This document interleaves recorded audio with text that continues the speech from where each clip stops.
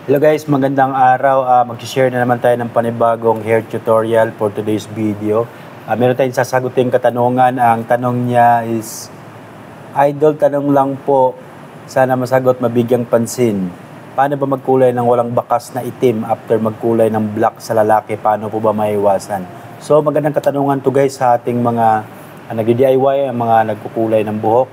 Kahit yung mga professional colorist na nagkukulay ng buhok.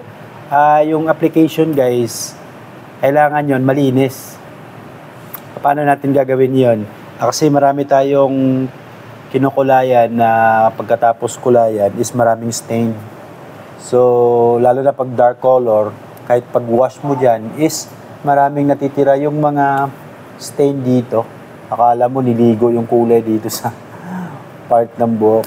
So may technique yan guys sa application, lalo na pag dark color, covering white hair, lalong-lalo na sa babae at lalaki. Mahirap applyan yung lalaki kasi tumitirik yung mga buhok.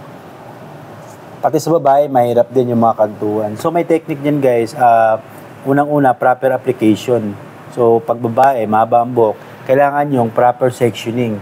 So tinatawag natin yung pore section, yung hati sa gitna hanggang sa likod, tapos from dito sa top naman, hanggang dito sa gitna ng ear. So, separate yan, dapat ganyan. Saka lalagyan mo yan siya ng kulay. Ayan. Kasi pag nakaseparate siya guys ng pore section, mas mabilis mo siyang applyan, sakto-sakto lang sa application ng brush. Pag lalaki naman, dark color, halimbawa, mga black color covering white hair, ang pinakamadaling gawin guys, is gamamit kayo ng ganitong brush. Ayan.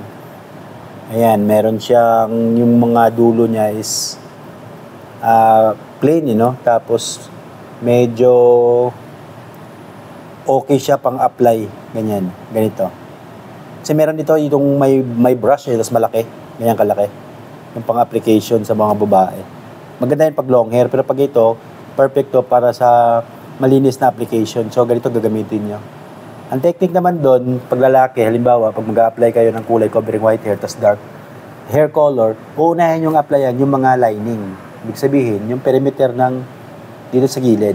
Halimbawa, pag ganyan, kukulayan natin, kukuha ka ng kulay dito, dapat malinis to, tapos yung bowl, yung color na nasa bowl, kukuha ka lang ng sakto hanggang dito, and then, hawiin mo, sasaktuhin mo lang talaga siya dun sa pinaka-hairline.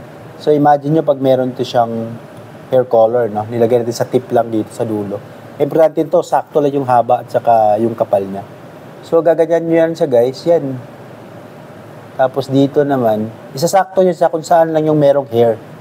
Yan. Tapos kahit dito, yan. Sasaktuhin nyo lang siya. Yan, no?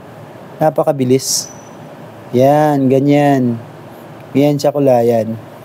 Sasaktuhin nyo lang siya hanggang dito sa ilalim. Dito sa ilalim, dito hanggang dito sa hairline. So, ganyan yung application. Unahin nyo yung mga lining dito. Ayan. Kaganan nyo lang siya. Ayan. So, after niya malagyan, so wala siyang kalat. Saka lang mag-application dito sa mga part na gusto mo i-cover sa lahat. Sa babae naman, pwede rin ganun gagawin. Pero i-pore section nyo muna para malinis. Lalo na pag mahaba yung buhok. Tapos yung application, sasaktuhin nyo lang talaga siya doon sa pinaka may buhok. Yung mga hair lining dito. Ayan. So, ganun yung application yun guys. Kasi pag hindi mo yun gagawin, dire-diretso ka mag-apply. Halimbawa, section mo siya ng pagganyan, tapos apply ka ng apply. May tendency na lumagpas yung brittle ng brush. So, lalo na pag dark color, mag-i-stain talaga yun. Pag wash mo, lagpas siya dito. Pagkatapos niyan ma-wash, halatang halata na may nagkukulay ng buhok. Ang tendency pa nun, pag wala kang color remover, nagdi-DIY ka, umaabot siya ng mga 2 to 3 days bago maubos yung marking ng black. So, ang pangit tignan. Kaya mas mabuti, ganitong brush ang gagamitin nyo. Hanap kayo naman ganitong brush, marami nang binibenta rito. Meron sa Shopee, meron din sa mga Hortaleza, meron din sa Lazada. So ganito, single brush na yung lapad niya is sakto-sakto lang. Pang-lining talaga to siya guys, pag nagkukulay kayo ng buhok. So sana meron kayo natutunan sa ating shinare. Nasagot ko sana yung katanungan, Chi Hot. Yan. Siya ay nagtanong, hirap spellingin nung ay basahin yung pangalan niya. So yun guys, sana meron kayo natutunan sa aking video na to. next video, gagawa na naman tayo ng mga hair tutorial. Tapos guys, share ko pala, gumagawa ako ng yung project ko, nagbe-breed ako ng fish. So, dalawa na yung gagawin ko, magbibideo ako paano mag-breed ng molly fish. Kasi mahilig ako sa isda eh. So, doon ako magtuturo din paano mag-breed, and then parang bala ko papalitan yung pangalan ng aking YouTube channel.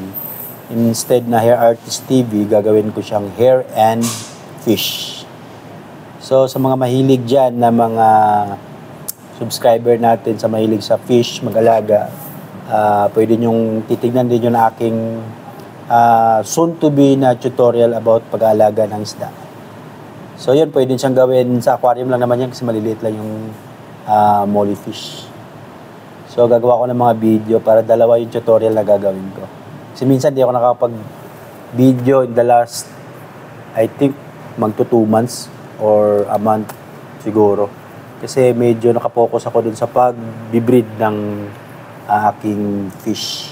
Molly fish yung inalagaan ko at sa kagapi. So, yun lang guys. Gagawa ko ng video siguro bukas para dun sa introduction ng pag-breed natin ng molly fish. So, hanggang dito lang ating video. Bye for now. Ito pala yung shop namin. Usually, nagbablog ako dito pag 8 PM na. Wala na siyang customer. Wala nang tao ngayon. Kasi hanggang 9 o'clock lang yung open ng aming shop. So, yun guys. Salamat sa mga sumusuporta sa ating channel, and then sa mga kaming pang makakapanood. Sana mag-like and subscribe kayo. Para tumuo naman o tumaas ang ating subscriber sa ating channel. Salamat sa suporta guys. Bye. Peace out.